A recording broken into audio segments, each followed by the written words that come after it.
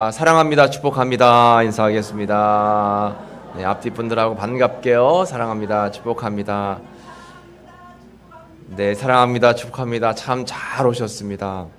오늘은 하나님이 돌보시는 사람이라는 제목으로 함께 은혜의 말씀을 나눌 텐데, 여러분, 하나님께서는 어떤 사람들을 돌보시는가 오늘 말씀을 통해서 깨달음을 얻고 힘을 얻는 귀한 시간 되시기를 간절히 축복합니다. 전라도 맨 끝 땅끝 마을 해남이 있습니다. 그 전라도 땅끝 마을 해남에 이제 머슴집 아들로 태어난 한 소년이 있었어요. 이 소년은 꿈도 많고 또 하고 싶은 일도 많았지만 가정 형편이 어려워서 참 그 꿈을 이루기가 너무 어려운 환경이었습니다. 가뜩이나 어려서 홍역에 걸려가지고 몸이 굉장히 약했어요. 어머니는 늘 저희 아이가 사람 노릇이나 할까 하고 걱정을 했습니다. 이 아이가 잘 자랐어요. 잘 자라서 이제 초등학교를 졸업하고 중학교에 갈 나이가 되었는데 집안 형편이 어려워서 그만 중학교에 입학을 하지 못했습니다. 늘 항상 마음이 안타까웠어요. 나는 더 공부하고 싶은데, 나는 더 많은 것을 배워서 더 크게 큰 일을 하고 싶은데 하는 그런 안타까움들이 많이 있었습니다. 그러나 어쩔 수가 없었습니다. 이 소년은 늘 날마다 어머니와 함께 교회에서 기도했어요. 그리고 특별히 40일 동안 울면서 하나님께 매달렸습니다. 하나님, 저는 너무나 공부가 하고 싶어요. 하나님, 저는 너무나 큰 일을 하고 싶어요. 저를 도와주세요. 하고 간절한 마음으로 애통하면서 기도했어요. 이 소년은 종직이었습니다. 새벽마다 교회에 가서 종을 치고 또 예배 때가 되면 그 전에 가서 종을 쳤어요. 종을 치면서 하루는 눈물이 터져가지고 앞이 보이지 않아서 한참 종각 위에서 울면서 종을 쳤던 그런 기억도 있었다고 합니다. 낮에는 산과 들에서 일하면서 공부할 수 있는 길을 열어달라고 기도하고, 저녁에는 깊이 잠들면 하나님이 부르시는 것을 듣지 못할까봐 자다가 깨다가 하면서 기도를 했다라고 하는 거죠. 그렇게 길이 열리기를 간절하게 기도하던 이 소년은 하루로 편지를 쓰기 시작했습니다. 하나님, 제가 공부하고 싶습니다. 공부할 길을 열어주세요. 그러한 공부하고 싶은 마음을 편지에 담아서 겉봉투에다가 하나님 전상서 이렇게 쓰고 우체통에 넣었어요. 하나님이 받아보시겠죠? 하루는 우편 배달부 아저씨가 하나님 전상서? 이걸 어디로 배달을 해야 되지? 하고 고민을 했습니다. 그러다가 수취인 불명으로 돌려보낼까 하다가 뭔가 의미가 있겠다 해서 우체국장님에게 이 편지를 가지고 갔어요. 근데 마침 이 우체국장님은 해남읍 교회를 다니고 계시던 성도님이었습니다. 그래서 그 편지를 가지고 담임 목사님에게 가지고 갔어요. 그때 당시에 담임 목사님은 이준목 목사님이라는 분이었습니다. 그 목사님께서 그 편지 내용을 보고선 이 소년이 참 마음이 깊고 또 뜻이 있구나라는 생각을 하고 교회에서 교인들과 의논을 해서 이 아이의 공부 비용을 우리 교회에서 다 댑시다 결정을 한 거예요. 그래서 해남교회에서 이 아이가 중학교 갈 수 있도록, 고등학교 갈 수 있도록, 그리고 또 신학대학 갈 수 있도록 다 지원을 해주고, 결국에는 스위스 바젤 대학에 가서 박사학위를 받고 돌아와서 한신대학교의 교수가 되고 총장을 역임했습니다. 이분이 이렇게 이야기하는 거예요. 저는 살아계신 하나님께서 어린 저의 기도를 듣고 제 편지에 어떤 방식으로든 대답하리라라고 하는 믿음이 있었습니다. 그래서 하나님 전상서 하고 저는 하나님께 편지를 썼습니다 하고 그렇게 고백을 했습니다. 주님이 우리에게 얼굴을 돌리시고 우리를 지켜보시면 기적은 일어납니다. 축복이 임합니다. 기적이 일어나고 축복이 임하기를 믿으시기를 간절히 축원합니다. 한번 따라해 볼까요? 기적은 일어납니다. 축복은 임합니다. 아멘. 그런 은혜가 여러분들의 삶 속에 임하기를 간절히 축복합니다. 그래서 하나님 전상서, 이분이 누군가 하면 오영석 박사님, 해남에서 태어나셔서 해남을 크게 빛낸 그런 오영석 박사님이자 목사님의 실화입니다. 저는 이 이야기를 들으면서 참 많은 것을 깨달았어요. 하나님을 향한 마음과 열정, 또 하나님을 향한 간절함이 있으면 하나님께서는 어떠한 방식으로든 그 사람을 쓰시고 인도하시고 돌보시는구나라는 생각을 하게 됐습니다. 여러분, 살면서 사람은 애를 쓰죠. 노력을 합니다. 여러 가지로 땀을 흘립니다. 그런데 사람의 힘으로 안 되는 것들이 있어요. 건강도 사람의 힘으로 안 됩니다. 또 자녀들도 사람의 힘으로 안 됩니다. 우리의 가정도, 여러분들 삶 자체가 다 사람이 마음먹은 대로 뜻하는 대로 안 되는 것이 우리의 인생이에요. 그래서 절대적으로 하나님의 돌보심이 필요합니다. 주님이 돌봐주셔야 돼요. 어린아이는 부모가 돌보지 않으면 어렵습니다. 오늘 아침에도 긴급 문자가 온 것을 보니까 아산시에서 어느 어른이 행방불명됐다고 이제 문자가 왔더라고요. 누군가 돌봐줘야 되는데 돌봄의 손길을 벗어나니까 어려움을 겪는 거예요. 우리 사람도 다 마찬가지입니다. 나는 배운 게 많아. 나는 지식도 많아. 가진 것도 많아. 아무리 사람이 이렇게 세상적인 판단과 기준으로 인해서 자신감이 많다 할지라도 결국은 하나님이 돌봐주시지 아니하면 사람은 넘어질 수밖에 없습니다. 여러분, 지난 주말에도 그렇지 않습니까? 지난 주말에도 많은 사건과 사고가 있었어요. 부안 지진 피해로 사람들이 많이 어려움을 겪었습니다. 그렇잖아요? 부안에서 지진이 났어요. 또 북한에서는 대남 오물풍선을 또 살포했습니다. 그래서 언제 어디서 오물이 떨어질지 몰라요. 저도 고향 마을에 연락을 해보니까 고향도 강화도 북한이 가까워가지고 오물이 많이 날라왔다고 하더라고요. 그런가 하면 벌써 6월인데 불볕더위가 시작되었고 올해는 그 어느 해보다도 더 더운 해가 될 것이다라고 예고하고 있습니다. 근데 이것은 앞으로 계속 더 할 거예요. 더 더워질 겁니다. 더 온실 효과가 있을 거예요. 더 이렇게 온난화 현상이 일어나서 정말 더워서 살기 힘들다라고 하는 말들을 많이 하게 될 것입니다. 그런가 하면 우리 우성면에서 큰 불이 났죠. 지난 주일날 오후에 불이 났습니다. 아마 6시간 동안 불이 났다라고 하더라고요. 여러분, 살다 보면 이렇게 생각지 못한 사건, 사고가 우리 앞에 기다리고 있다라고 하는 것인데 내 힘과 방법으로 해결할 수 있는 그런 문제들도 있지만 내 힘과 방법으로는 해결할 수 없는 문제들이 훨씬 많아요. 그래서 우리는 절대적으로 하나님의 돌보심이 필요한 줄로 믿습니다. 여러분, 기도하실 때마다 하나님, 저는 연약합니다. 저는 부족합니다. 저는 나약해요. 주님 돌봐주세요. 주님 돌봐주세요. 하나님의 자녀인 저희들 주님께서 붙잡아 주셔서 꼭 주님의 인도하심과 보호하심 가운데 살아갈 수 있도록 주님 붙잡아 주세요. 기도하시기를 축복합니다. 그래서 말씀에도 이렇게 돌보심에 대한 말씀이 많이 있습니다. 하나님이 이스라엘 자손을 돌보셨고 하나님이 그들을 기억하셨더라. 내가 너희를 돌보아 너희를 번성하게 하고 너희를 창대하게 할 것이며 사람이 무엇이기에 주께서 그를 생각하시며 인자가 무엇이기에 주께서 그를 돌보시나이까. 아멘. 이렇게 하나님은 성경 말씀에 여러 군데서 돌봐주시겠다. 돌봄을 받아야 된다. 내가 너와 함께 할 것이다 라고 돌봄에 대한 약속의 말씀을 해주셨어요. 하나님이 돌봐주시고 하나님이 기억해 주시면 그 사람은 인생에서 성공할 수 있고 승리할 수 있는 줄로 믿습니다. 그런데 그렇지 않으면 내 뜻과 내 생각이 앞서면 결국에는 어려움을 겪을 수밖에 없어요. 여러분, 대통령이 여러분들을 돌봐주시면 좋겠죠? 국무총리가 여러분들을 돌봐주시면 얼마나 좋겠습니까? 여러분, 제가 군 생활하는데 군대에 난리가 났어요. 당시에 김영삼 대통령인가요? 대통령이 저희 군부대에 방문을 했습니다. 몇 날 며칠을 쓸고 닦았어요. 그래서 늘 저희들에게 막 정신무장을 시키는 거예요. 대통령이 없으면 이 나라도 없다. 너희 군인들은 대통령이 오시니까 잘 모셔야 된다. 대통령의 돌보심 속에 있는 거야. 하고서 저희가 그 교육을 받고 몇 날 며칠을 그냥 청소하고 쓸고 닦았는데 대통령 얼굴도 못 봤어요. 그냥 헬리콥터 소리 다다다다 나와서 뭐 하다가 또 다시 다다다 하고 그냥 가버리셨어요. 어쨌든 돌봄이 참 중요하죠. 대통령이 돌봐도 이렇게 막 우리가 몇 날 며칠 막 기다리면서 그렇게 기대하는데 만군의 여호와 하나님, 이 세상을 창조하시고 운행하시고 지금도 역사하시는 그 하나님이 여러분 우리를 돌봐주시면 얼마나 여러분 우리가 힘이 나고 기쁘겠습니까?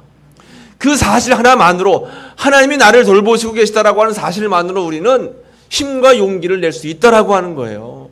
그것이 바로 믿음이다라고 하는 것입니다. 믿음. 여러분, 이 말씀이 있습니다. 이 말씀 한번 같이 읽어볼까요? 너희 염려를 다 주께 맡기라. 이는 그가 너희를 돌보심이라. 아멘. 베드로전서 5장 7절 말씀입니다. 여러분 마음밭에 꼭 새기시길 바랍니다. 너희 염려를 다 주께 맡기라. 이는 그가 너희를 돌보심이라. 아멘. 그렇습니다. 하나님께서 여러분들을 돌보십니다. 주님이 우리를 돌봐주시면 우리가 염려할 것이 없는 거예요.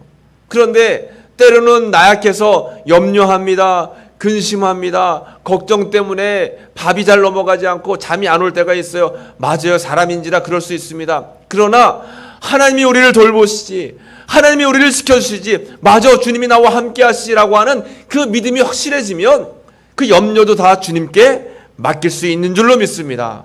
여러분 꼭 염려를 다 주님께 맡기시고 주님의 돌보심 속에 살아가시기를 간절히 축복합니다.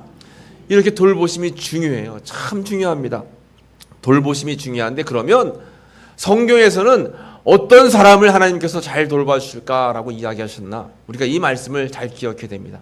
오늘 우리가 읽은 본문 말씀에 보면 하나님께서는 이런 사람을 돌봐주실 것이다 라고 우리에게 말씀하셨어요. 이 세 가지의 말씀 여러분 꼭 기억하시기 바랍니다. 먼저 첫 번째, 하나님이 돌봐주시는 사람은 따라해 보겠습니다. 마음이 가난한 사람. 그렇습니다, 여러분. 마음이 가난한 사람을 하나님께서 돌봐주신다라고 우리에게 약속해 주셨어요. 오늘 우리가 읽은 본문 말씀의 2절 말씀에 보시면 이렇습니다. 나 여호와가 말하노라. 내 손이 이 모든 것을 지었으므로 그들이 생겼느니라. 무릇 마음이 가난하고 심령에 통회하며 내 말을 듣고 떠는 그 사람은 내가 돌보려니와. 돌봐준다라고 약속하셨는데, 무릇 마음이 가난한 자. 먼저는 마음이 가난한 자를 하나님께서 돌봐주신다라고 약속해 주셨습니다. 그러면 마음이 가난하다라고 하는 뜻이 무엇일까요? 마음이 가난하다라고 하는 것은 마음을 낮추고 마음을 늘 겸손하게 하고 또 남이 나보다 더 낮고 또 나보다 더 높다라고 하는 그런 마음을 가지고 늘 섬길 수 있고 베풀 수 있고 또 늘 마음 가운데 있던 세상적인 마음 생각들을 다 비우고 살아가는 삶, 이것이 바로 마음이 가난한 삶인 줄로 믿습니다. 즉 교만하지 않고 겸손한 마음을 갖는 거예요. 그런데 사람이 살다 보면 나도 모르게 교만한 마음이 들 때가 있어요. 특히나 교만한 것이 뭐냐면, 하나님께서 말씀하실 때 교만은 하나님보다 세상을 더 의지하거나 하나님 없이도 살아갈 수 있다라고 생각하는 것.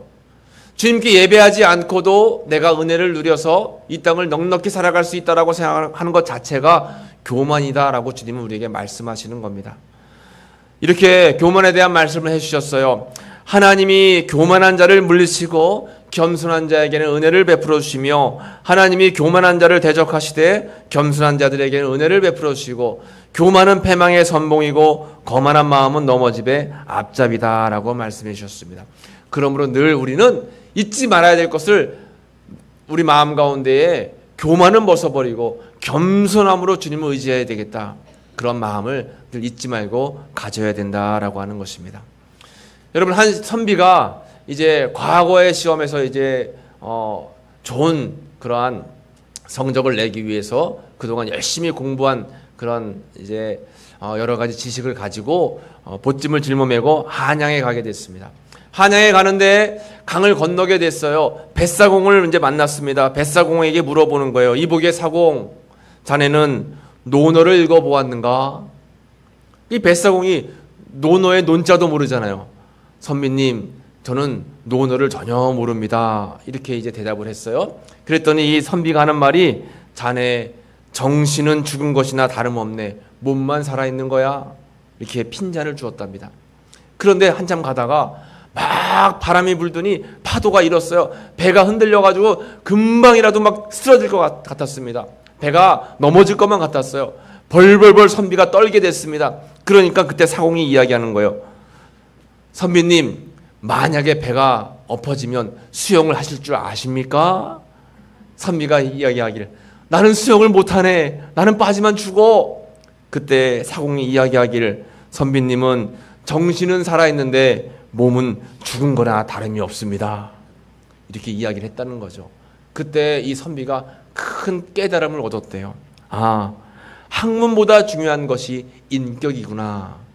그 길로 다시 고향으로 돌아가서 더 많은 인격을 쌓은 후에 과거 시험을 보러 갔다라고 하는 것입니다.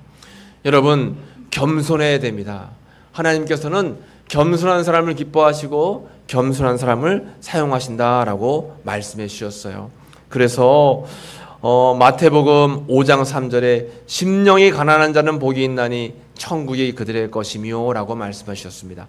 팔복의 말씀 가운데 제일 첫 번째 말씀이죠. 심령이 가난한 자, 마음이 가난한 자, 마음을 낮추고 겸손하게 쓰는 자가 천국의 삶을 살아갈 수 있다라고 말씀하셨고, 또 빌립보서 2장 5절에서는 너희 안에 이 마음을 품으라 곧 그리스도 예수의 마음이니 라고 말씀하셨습니다.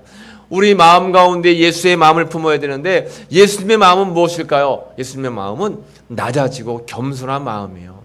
하나님은 예수님과 동등된 분이었습니다. 그 예수님은 하나님과 동등된 분이었어요. 그 예수님께서 하늘 보좌를 버리시고 이 땅에 낮은 자의 모습으로 오셨어요. 그리고 낮은 자의 삶을 사셨습니다. 왜요? 우리를 위해서요.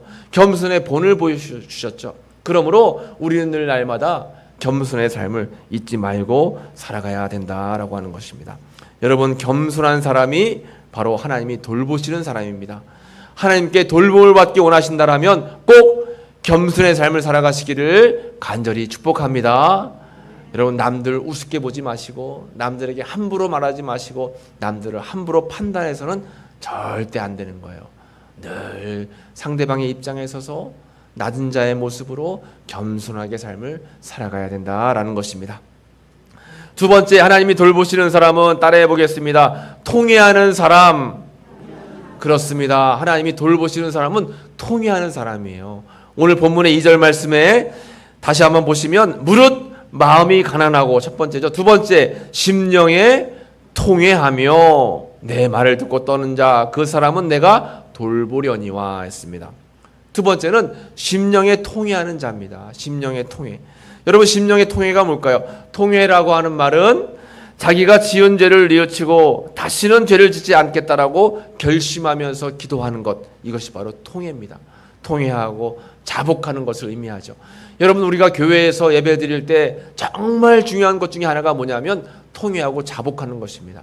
왜냐하면 우리는 부족하고 연약하기 때문에 삶을 살다가 보면 많은 죄를 짓고 살아요. 나도 모르게 상대방의 마음에 아픔을 주고 나도 모르게 상대방의 마음에 어려움을 줄 때가 있어요. 내 의도와는 상관없이. 그래서 사람은 참 죄인입니다. 제가 일전에 이제 오랜만에 어떤 분을 만났어요. 여자분을 만났습니다. 권사님이셨어요. 저는 전혀 그런 의도가 없었어요.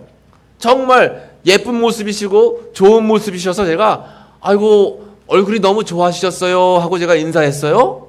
저는 전혀 그런 의도가 아니었습니다. 그런데 받아들인 분은 얼굴이 좋아졌어요? 내가 살이 쪘나? 살쪘다라고 받아들이시고 기분 나빠하시더라고요. 아, 그렇구나. 이게 잘 생각을 하고 이야기를 해야 되는구나 라는 생각을 했습니다. 그러니까 우리는 살다 보면 나도 모르게 상대방의 마음에 상처를 주고 아픔을 주는 말과 행동을 할 때가 있죠. 더 나아가서는 하나님 보시기에 하나님께 합당하지 아니하는 그러한 죄를 지을 때가 있습니다. 그래서 반드시 우리가 예배 때 필요한 것은 자복하고 회개하며 주님 앞에 용서를 구하는 거예요. 하나님, 제가 일주일 동안도 삶을 살아갈 때에 우리 가족들에게 또 이웃들에게 모든 사람들에게 또 더 나아가 하나님에게 지은 죄가 있다면 꼭 용서해 주시기를 빕니다. 주님, 용서해 주옵소서. 기도하시는 여러분들 되시기를 간절히 축복합니다. 하나님 나라 천국은 죄 없는 분들이 가시는 나라가 천국이 아니라 죄 있지만 회개하는 분들이 가시는 나라가 천국이에요. 우리는 연약하기 때문에 누구나가 다 죄를 짓죠. 그러나 중요한 것은 죄를 지은 상태에서 회개를 하느냐 하지 않느냐, 얼마나 진실한 마음으로 회개하느냐가 중요하다라고 하는 것입니다. 그래서 팔복의 두 번째 말씀이 애통하는 자는 복이 있나니 그들이 위로를 받을 것이며 마태복음 5장 4절에서 말씀하고 있습니다. 애통하는 자는 복이 있답니다. 주님 앞에 통회하며 자복하며 회개하는 자는 복이 있고 그 사람을 하나님께서는 위로해 주시고 또 그 사람을 하나님께서는 돌봐 주신다라고 말씀해 주신 것이죠. 그러므로 여러분, 애통하며 늘 죄를 점검하고 회개하시기를 간절히 축복합니다. 우리 병원에 가면 건강검진을 하잖아요. 건강검진은 내 몸에 어디에 이상이 있나 없나, 잘못된 것들이 있나 없나를 검진하는 거죠. 그래서 잘못된 부분들이 발견되면 그것을 치료하는 겁니다. 그런데 육체적으로는 건강검진을 많이 하는데 영적으로는 건강검진을 많이 안 할 때가 있어요. 그런데 우리는 늘 항상 우리 영을 돌아봐야 됩니다. 우리 영혼 가운데 아픈 곳이, 문제가 있는 곳이, 상처가 난 곳이 어디 있는가를 점검해 보고 잘못되면 주님 앞에 맡기고 회개하고 치료를 받아야 되는 거예요. 그런 삶이 필요합니다. 여러분, 이 화면에 나온 사진을 한번 잘 보시기 바랍니다. 저는 이 사진을 보면서 참 많은 것을 이제 느꼈어요. 이 사진은 1950년 8월 말, 그러니까 한참 6.25 전쟁이 일어나고 있던 시기였죠. 1950년 8월 말부터 부산 초량교회에서 이제 사람들이 모여서 통회 자복 기도회를 열었답니다. 250여 명의 목회자, 장로, 성도들이 함께 모여서 절체절명의 나라를 위해서 기도했대요. 그런데 6.25 전쟁 때였기 때문에 절체절명의 나라를 구하기 위해서 나라와 민족을 위한 기도회를 열었는데 기도회의 제목이 통회 자복 기도회예요. 통회 자복 기도회. 하나님, 우리 민족이 주님 앞에서 범죄한 사실이 있으면, 하나님, 우리 민족이 주님 앞에서 죄악 가운데 머물렀던 사실이 있으면 용서해 주옵소서 하면서 나라와 민족 6.25 전쟁에서 구원해 주시기를 기도하는데 죄를 자복하면서 통회하는 기도회를 열었다라고 하는 것입니다. 그러니까 나라를 위한 기도를 할 때 먼저 죄를 고백한 거예요. 통회하며 자복한 것입니다. 여러분, 여러분들 가정 가운데 문제가 있을까요? 여러분들의 삶 속에 어려움이 있을까요? 여러분들의 가정 가운데 풀어야 될 그런 문제가 있을까요? 그러면 먼저 통회하며 자복하고 회개 기도하시기를 간절히 축복합니다. 나도 모르게 우리가 씻어내야 될, 나도 모르게 우리가 깨끗하게 벗어나야 될 그러한 죄가 있을지 모른다라고 하는 거죠. 말씀에서 이렇게 시편 34절, 4편 18절 말씀에서 우리에게 말씀하고 있어요. 여호와는 마음이 상한 자를 가까이 하시고 충심으로 통회하는 자를 구원하시는도다. 아멘. 마음이 상한 자를 가까이 하시고 충심으로, 전심으로 통회하고 자복하는 자를 구원해 주시겠다라고 약속의 말씀을 주셨습니다. 여러분, 어떤 사람을 하나님이 돌봐주신다라고 했습니까? 통회하는 자입니다. 통회하면서 늘 주님 앞에 자복하고 회개함으로 주님의 돌보심을 받아 누리시기를 간절히 축복합니다. 세 번째 하나님이 돌보시는 사람입니다. 한번 따라해 보겠습니다. 말씀을 듣고 떠는 사람. 그렇습니다. 세 번째예요. 물은 마음이 가난하고 심령에 통회하며 내 말을 듣고 떠는 자. 내 말을 듣고 떠는 자. 그 사람은 내가 돌보려니와 내가 돌볼 것이다 라고 말씀하시는 것입니다. 이 말씀을 세번역 성경으로 읽어보면 이렇습니다. 나를 두려워하고 내 말을 따르는 사람, 이런 사람이 내가 좋아하는 사람이다. 내가 좋아하는 사람이다. 나를 두려워하고 내 말을 따르는 사람, 이런 사람을 내가 좋아한다 했습니다. 그러므로 여러분, 하나님의 말씀을 두렵고 떨림으로 받으시기를 축복합니다. 주의 말씀은 우리에게 힘이 되고 능력이 되고 또 역사하시는 그런 능력이 있지만, 은혜가 있지만 그 말씀을 가볍게 여기거나 쉽게 여겨서는 절대 안 된다라고 하는 거예요. 잠언 13장 13절 말씀에 말씀을 멸시하는 자는 자기에게 패망을 이루고 계명을 두려워하는 자는 상을 받느니라 했습니다. 말씀을 절대로 멸시하면 안 되는 거예요. 말씀을 귀하게 여기고 말씀을 정말 우리 마음속에 소중히 여기는 것이 필요하다라고 하는 것입니다. 요셉과 마리아에게 하루는 천사가 나타났어요. 천사가 나타나서 내가 너희에게 아들을 줄 것이다 라고 말씀하셨습니다. 그런데 이 요셉과 마리아는 축복의 말씀을 기쁘게 여겼습니다. 결국 예수님을 이제 탄생하는 그러한 축복의 가정이 되었습니다. 그런데 사가랴와 엘리사벳에게 천사가 나타나서 아들을 주시겠다라고 말씀하셨는데 그 말씀을 듣고 웃었어요. 말도 안 됩니다. 저희들 나이가 몇 살인데 말도 안 돼요 라고 그 말씀을 듣고 웃었습니다.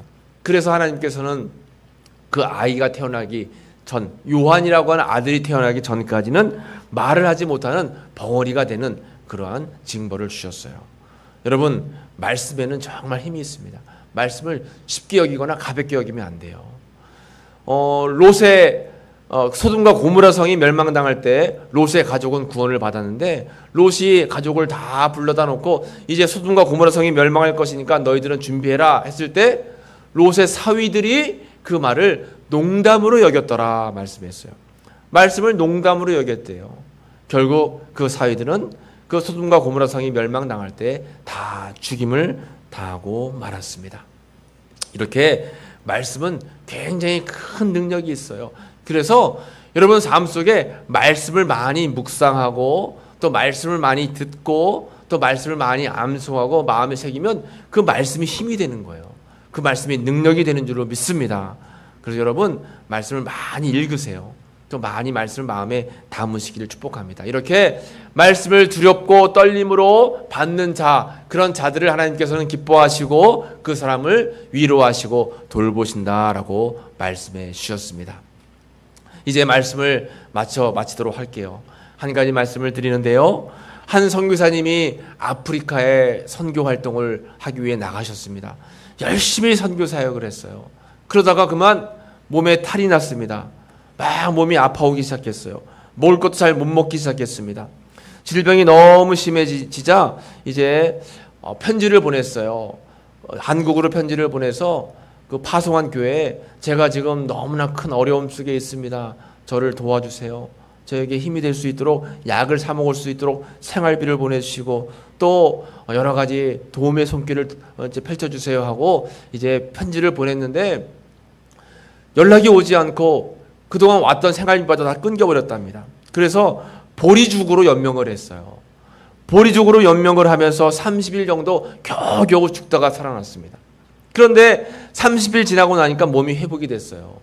회복이 돼서 다시 선교 활동을 할 수가 있었습니다. 얼마간 지나서 한국으로 이제 선교 보고하러 떠났습니다. 한국에 가서 본교회에 가서 이제 설교하는 거예요. 간증하는 겁니다. 여러분, 제가 죽을 뻔했습니다.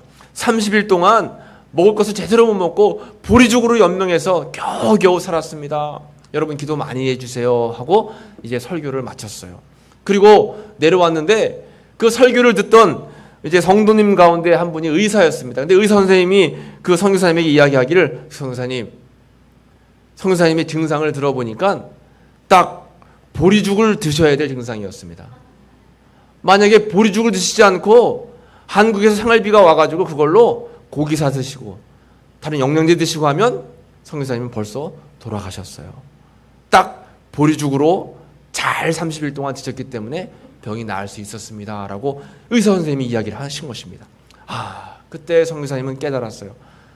연락이 안 온 것이 다 하나님의 뜻이 있었구나.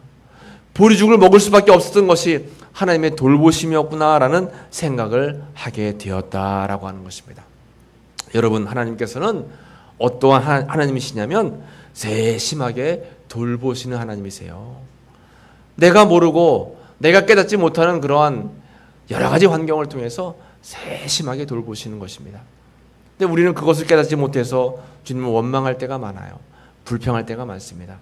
여러분, 지금 이 순간에도 우리를 향해서 하나님께서는 내가 너를 돌보고 내가 너를 위로하고 내가 너와 함께 할 것이다 라고 우리에게 말씀하고 계시다라고 하는 것이죠. 오늘 말씀을 여러분 꼭 기억하시면서 하나님 앞에 늘 하나님의 돌봄을 받기 위해서 애통하며 기도하시고 또 마음을 비워 가난하게 만드시고 주의 말씀을 늘 두렵고 떨림으로 받으셔서 주님의 돌보심 가운데 늘 살아가시는 믿음의 삶이 되시기를 간절히 축복합니다. 기도하겠습니다. 하나님 감사합니다. 우리에게 돌봄의 은혜를 베풀어 주시고 우리에게 늘 날마다 필요를 채워주시는 그 은혜 주심을 감사드립니다. 우리를 늘 인도하시는 그 주님을 잊지 않고 살아갈 수 있는 믿음을 주시고 늘 항상 주님의 은총 가운데 거하는 믿음의 삶이 될 수 있도록 은혜를 더하여 주옵소서. 감사드리며 예수님의 이름으로 기도하옵나이다. 아멘. 이 시간 치유의 기도를 드리도록 하겠습니다. 여러분 아픈 곳이 있으면 믿음을 가지고 아픈 곳에 손을 얹어 기도하시고 또 마음의 수원과 답답한 것들이 있으면 가슴에 손을 얹고